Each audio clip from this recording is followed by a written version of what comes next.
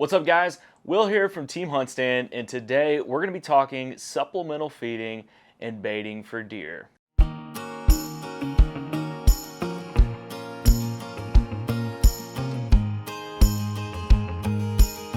So I know that this is a hot button issue with a lot of people. There's the side of the aisle that agrees with baiting and supplemental feed for deer, and then there's the other side of the aisle that doesn't. That's okay. Myself, I live in Texas, it's legal, and that's what I choose to do. You've got to look at those things on where you live to see whether or not baiting or supplemental feeding or mineral sites is legal for deer in your area or for other wild game. So make sure you check your local state laws and regulations before you do so. For this tips and tactics video, I'm going to show y'all how to use HuntStand to determine placement of these supplemental feeding feeder locations. I'm also going to be showing y'all how to build these feeder pens or feed locations like we use here in Texas. Doing supplemental feed programs and baiting like we do, it's an investment. So you want to make sure that you protect it. And what I mean by that is we've got cows and we've got pigs in Texas. It's inevitable. Pigs are just about corner to corner in the state. There are a few exceptions, but that's something we have to deal with daily. And this helps keep the pigs out. It also helps keep the cattle out. We do have cattle on the farm that we get to hunt on occasionally, and I just want to make sure that they're not getting in and trying to eat the protein, trying to eat the corn that we're feeding before the bucks, does, or fawns can get to it. Another reason why I have these feeder pen locations is it helps concentrate deer in an area. We hunt low fence, so we battle neighbors. We've got neighbors that they feed too, so it's kind of one of those things that if we don't have these locations set up, there is fear of missing out. We may not have the deer coming into our place like they do. So we want to make sure that we've got these different feed locations or feeder pens set up so that way we're concentrating deer into area. And we like to do this year round. This isn't just a deer season thing. We feed year round because it helps us keep deer on the property. We've got food, we've got water nearby, and they've got bedding cover nearby. So there really is no reason they need to leave until the rut starts and those bucks go into ultra chase mode and they can go far away, but then they might return as long as they don't get shot. But this is what we like to do. This is something it's fun. It helps us work on our land, work on our property, and just gets us out there. At the end of the day, this is just another great way to give deer minerals and nutrients that they may not necessarily find out in Mother Nature. And that's another reason why we do these feeder pens and have these feeder locations is here in Texas, it's dry a lot. We're reluctant to get rain. And in fact, this year has actually been a little bit of a wet year, but it's really hot. So putting food plots up for us, it just really isn't an option. So this is our version of food plots, if you will, and this is how we like to concentrate those deer and give us the best opportunity to hunt in the fall. So first, I want to run y'all through how I like to pick the location of where we set these. Now, there is a little bit of experience behind it all other than just looking at a screen like on HuntStand, like you can see here. There's a little bit more to it than just looking at a screen and e-scouting per se. We've spent a lot of time in the woods.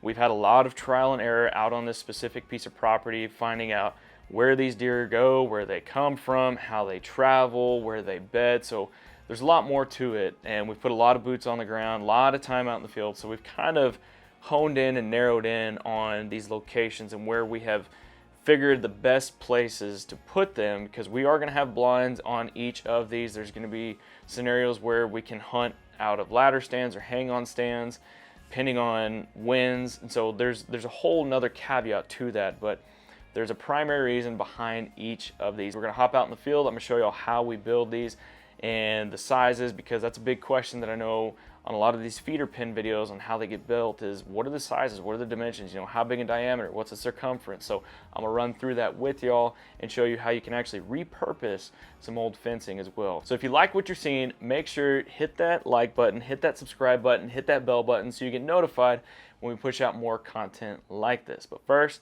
let me show you how we set a location for these feeder pens. All right, so first things first, I'm gonna pick apart this property and kind of run y'all through what we've done. This is just a smaller tract of land in terms of Texas property. This is just a hair under 200 acres in central Texas. And you can kind of see we've got some different varieties of properties. There are some neighbors. This is low fence with the exception of this back section here. We had our neighbors unfortunately come in, do a high fence, so wasn't too happy about that because it did cut off deer that I had coming from this creek here that you can see. The other thing I want to take note of is you really see that really only about half of this property has huntable land. The front 2 fields, they're coastal hay fields, so there's lots of hay that gets cut and baled during the summer months, and then we've got smaller fields that you see highlighted in orange that they have been used in the past to plant oats that also get baled, and the deer have loved them. And so we've had some years where we've had some secondary oats or oats that may have been left behind or seeds that didn't get germinated and grow. And so we've had oats before that they actually come up like a year later. It's kind of crazy. I'm going to start at the center of this property. Historically, we've always hunted in this area here. It's always been successful. We've always had corn feeders. And I don't want to deviate from that because this just kind of is it's a central hub for a lot of these deer. They travel on this yellow route that you can see, and this has been since the high fence has come in. Before, we would used to have deer that would come in, so this would have looked completely different than how it does now. But we've got deer that do come over from the creek here, from a neighboring property, that they do like to travel here, and they come up here in some of this thicker areas here. We do have a water tank that does stay full year round. We do have a well that we can tap into to keep that thing full, so that's nice to keep water there for them. It's also there for the cattle, but we do have this thick area in here that deer have historically bedded in. They like to stay in there in the middle of the day because they know that they've got food, they've got water, and they've got cover. So we're not going to deviate from that, because the nice thing about this is the predominant wind in this area has during deer season is typically kind of that southwest wind. So it can be a little dicey, but when you're in a box blind, you can contain scent. This has been one of our favorite areas.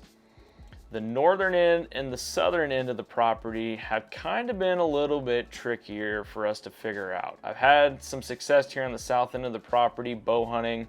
Killed a pretty nice buck here before with a pop-up blind by this water tank that you can see here. And so what we decided to do, the tricky part about this location here, and we found this out last year, and this is kind of where that experience that we've dealt with on this piece of property really comes into play and is very key. And the thing we've dealt with is, for whatever reason, these deer like to bed in this area. It's pretty open, and so we used to have stand locations over here, and the trouble we ran into in the morning was that those deer would be bedded right there, and it would just mess up your whole hunt, and you wouldn't see any deer. And then we've also got neighbors on the south end here that they've got feeder locations and blinds out the wazoo, so it's a situation. So we've got this area set up now that we sleep here. This is where our cabin is. We do have some old barns that house equipment, and so we have made it now where we have a very easy entrance route to come in here to a blind. We're going to have a hawk down and out blind set up on about a 10-foot platform, and then we've got water right here. So because of how easy this area is here to access, we chose to put a feeder location here so somebody can technically still bow hunt and they can still rifle hunt with this, but we chose to put that feeder location there right next to water.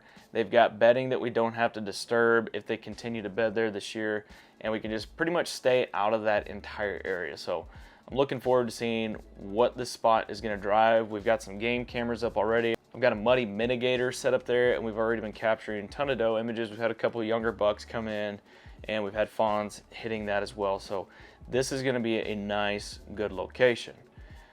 The other place, if you come up the travel route, we've got our middle section of the farm set up, and we just chose to put that feed pen location there, that it's close to cover. That's one of the things I like to do with a lot of these feeder pens is I don't like to just stick them out in the middle of a field, because deer are less apt to want to come out there. They just don't feel as comfortable or as protected. And so I like to try and find an area that's near their travel routes and right by cover, because it's something that they can easily access. They don't have to get too far out in the open, and if need be, they can get out and booger out as quick as they need to. So that's why we chose right here, as you can see, as the next location for a feeder pen. And then we've also got some different pins dropped that we have hang on stands, depending on what the wind is doing.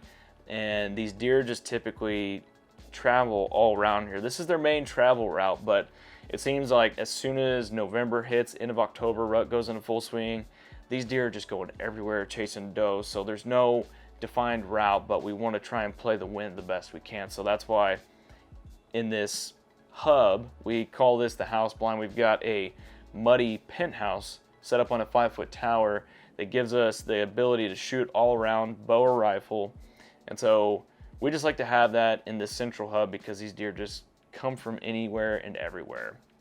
Now, going to the north side of the property, this has been a tricky spot for me over the past few years, but I feel like we've got it dialed in this year. And the reason being is this northwest end of the property, you can see the red shape that I have highlighted and filled in. That is thick. It's a bedding area. All these deer travel from this direction that come from that side of the property that may not have necessarily come from the neighbors. And we try to stay out of here as much as possible. We might go in there during turkey season looking for sheds, looking for sign, and just seeing if there's any clues or anything we can pick up for the upcoming fall.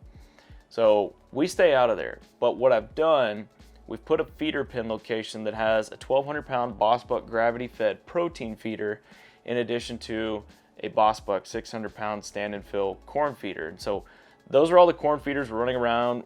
We don't have to have ladders to fill them, which is nice. The protein feeder, it's different because we're putting in a lot of protein. It's gravity fed, so it's free choice for those deer. But that's a great feed supplement for them. It's high in protein. The corn is going to be high in carbs, so they've got what they need. They've got water not too far away, and then they've got all the cover they need. So this is a great location, and I wanted to stay just on the edge of bedding. And the reason being is when deer season rolls around, those deer seem to stick to that cover. And so this is going to be an area that, again, we can get away with that southwest wind.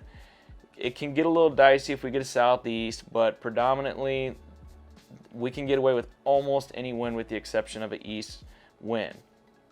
So we chose to put a muddy bull blind here that you can see, and then we've got the feeder pen that's set up around this. So these deer just kind of, again, travel all in and around this area as soon as October, November rolls around.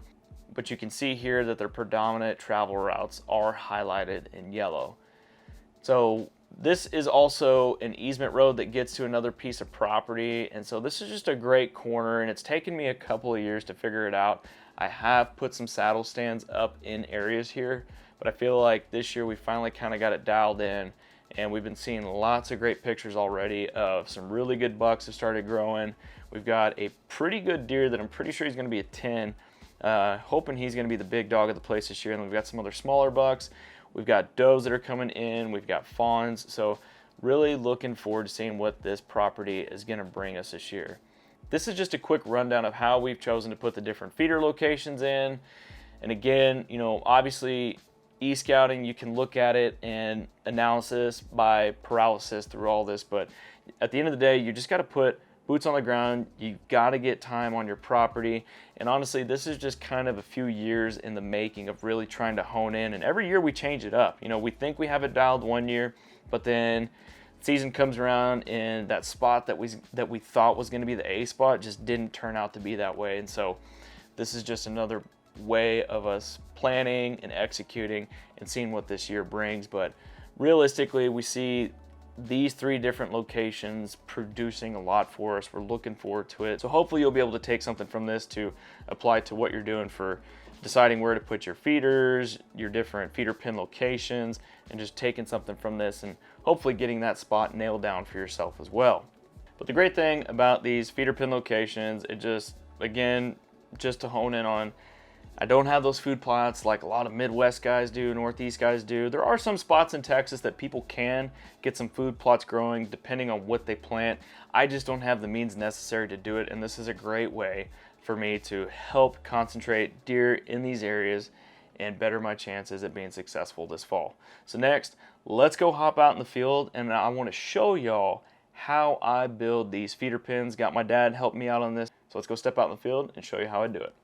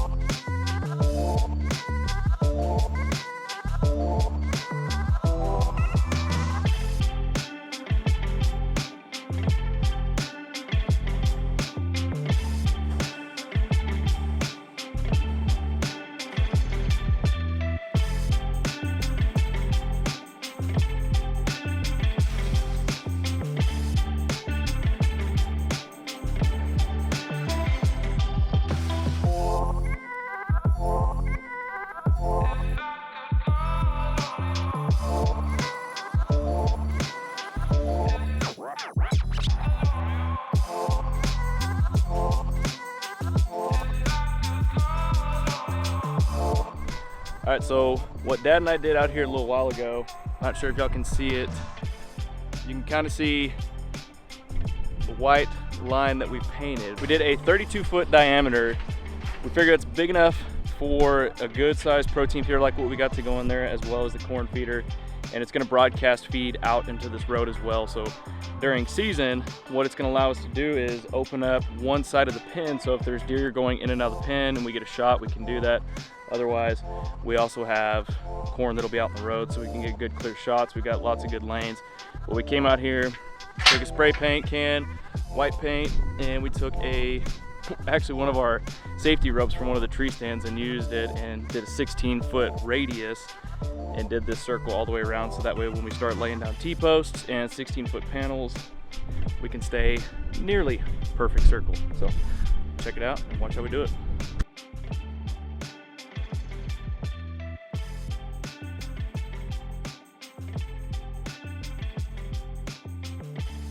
All right, so one of the main things we're doing right now is we're getting all these T-posts set up around the circumference of the pen.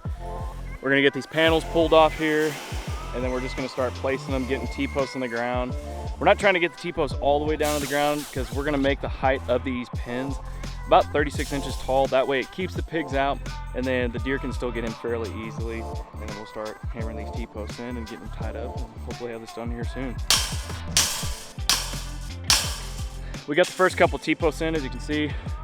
Dad right now is clipping off about the top 1.5 feet on these panels. We're doing 36-inch high. You can buy hog panels for these pens like this, but we're repurposing some old cattle panels that we have out here. They've been used to store hay, whatever, so we're just repurposing them. And we've got these good pair of cutters that we're getting these things cut up. So 36 inches high makes it just a little bit easier for these deer to get in, hopefully still keep the pigs out.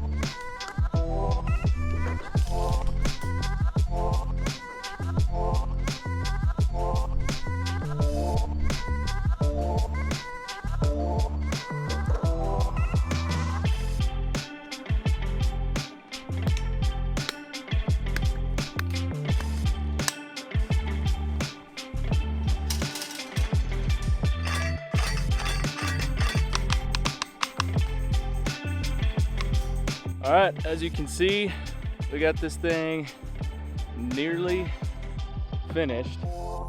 Got this one little 8-foot gap we got to close off. Math wasn't quite perfect, but as you can see, we've got a really well-rounded pen here.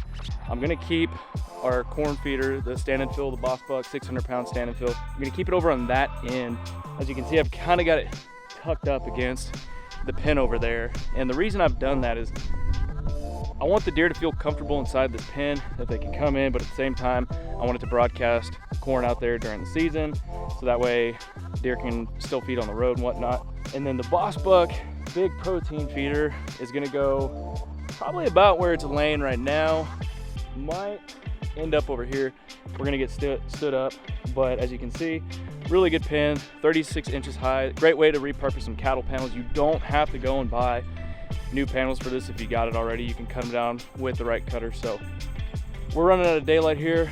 We're gonna finish this thing up, get everything closed up, and then probably gonna come back tomorrow, throw some protein in the feeder here, throw some corn in there, do all those things, and then put a stealth cam up because I want to start taking inventory, seeing what kind of antler growth we're getting here, seeing what kind of deer are coming, seeing if the pigs are staying out, the cows are staying out, and just keeping an eye on the place.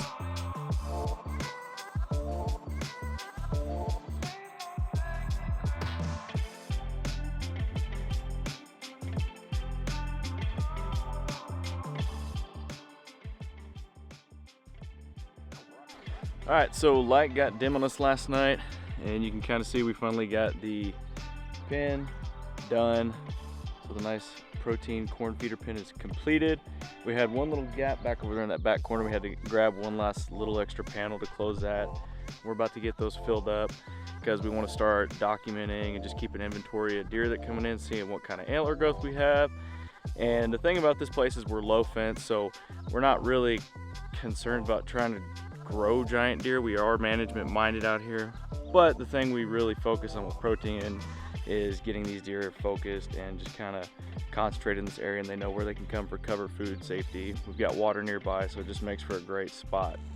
And then the last thing I want to show y'all, did this last night, and one of the reasons why I do this is because cows could potentially get in this pen, pigs could potentially get in this pen, and when a big feeder like this starts to get a little bit empty, these animals get pretty dang rough and they can knock these down. So you can kind of see what I did here.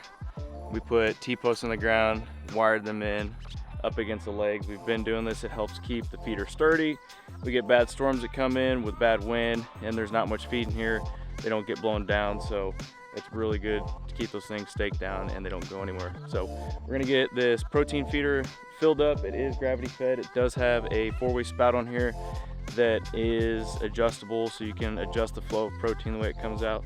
So we're gonna get that thing full, get some corn in the corn feeder here, and then we're gonna get the DS4K stealth cam up and hopefully start getting pictures tonight and start seeing what starts rolling in.